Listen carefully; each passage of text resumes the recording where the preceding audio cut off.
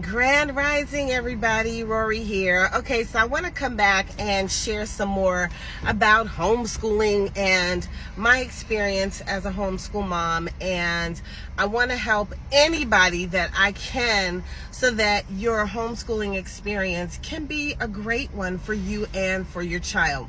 Now, with homeschooling, you don't get a whole bunch of prep work or guidance or instruction. So one thing I want to share with you is don't be afraid to call the Board of Education and ask questions. I know in the county that I reside in, the information on the website is clear, but it's a lot missing. There is a lot missing. A lot of preparatory work is missing. There's no guidance as to how to do this right and do it successfully. I'm going to talk about portfolio reviews later, but in the last video, I discussed, wait a minute, let me turn this air down a little bit. I'm getting a little bit chilly. In the last video, I discussed, the tests of academic proficiency. So what I'm going to share with that is that, number one, if you're not using a program that is accredited in your state and you're creating your own curriculum, somewhat like what I did, you might want to do a search on the internet for tests of academic proficiency in the course that you're talking about, especially the core courses, because those are the things that really matter if you're planning on transitioning back to the school system. And I would say do this regardless, because you may not think you're going to transition back into the school system, and then you may decide to later on and then find yourself in a nice little pickle. So search for those tests of academic proficiency in the different areas and have your child take the practice tests throughout the course, So have your child take it at the beginning to kind of just see where they are and see what they might need to work on. Have your child take it every quarter, maybe, to see where they are, and then have them definitely take it at the end. Now, you may not find a test for academic proficiency in your state online, but you will definitely find them from other states. And I mean, look, math is math, history is history. How different can it be in the different states? Okay. Now, I also found a program, and it's a study program, and I'm not being sponsored or anything, but if you want any of the resources that I have used, just inbox me or put a comment, ask me a question. I will definitely answer your questions. But in my search, I found a program that afforded me access to different practice tests, different coursework and stuff like that I could use to help my child study.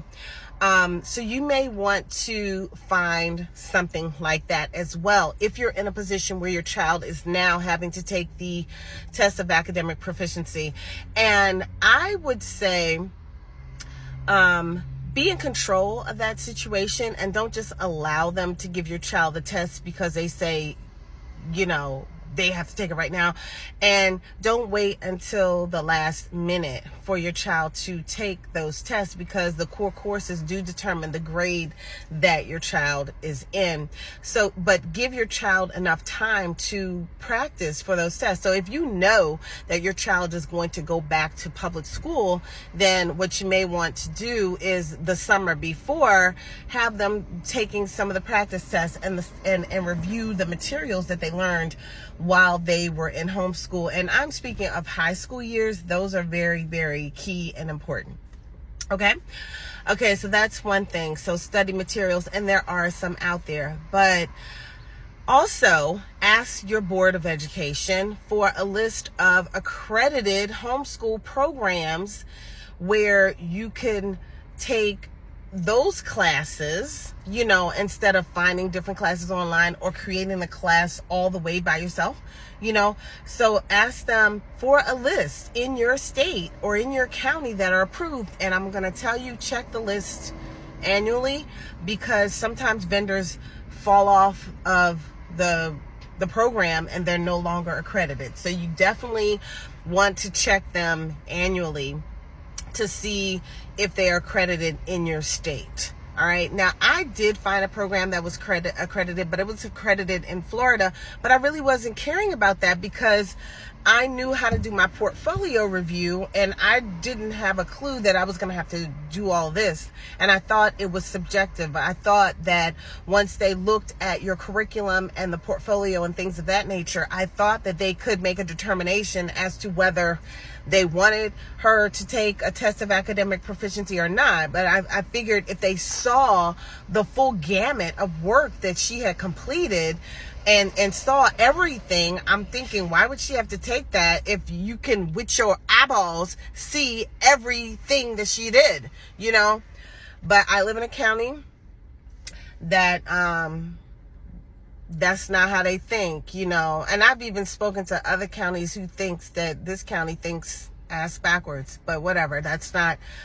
I'm not here to bash any county or anything. I am disappointed with my county, but I knew this before I got into this.